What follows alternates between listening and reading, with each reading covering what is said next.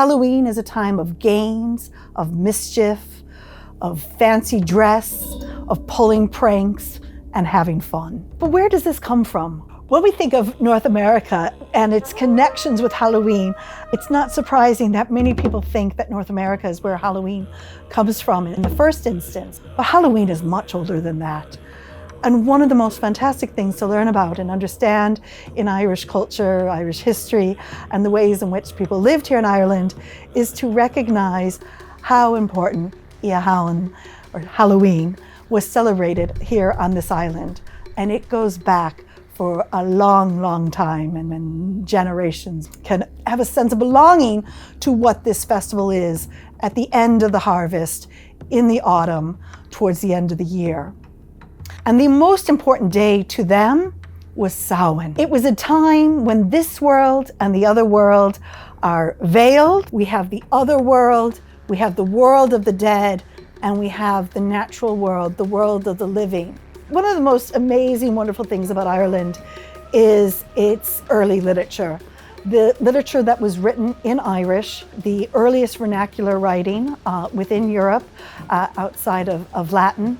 And it is within these tales, within this mythology, that we gain our sense and understanding of the importance of this time of year, of going from the lightness into the darkness, what kind of attributes this time of the year had. So from the earliest literature written on this island, the demarcation and the importance for this time of year was well recognized and deeply recorded, and a major factor in a number of the tales in understanding how Irish society worked.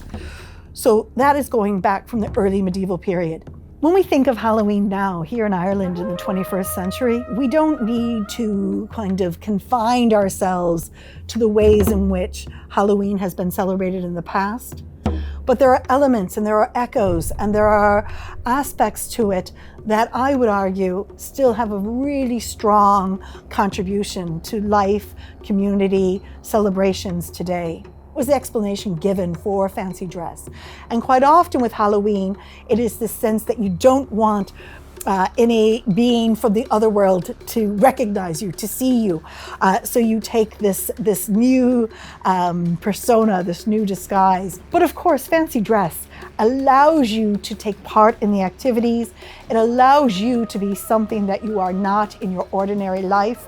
And when we think about it, this sense of fancy dress begins at Halloween in Ireland, but continues on into the winter.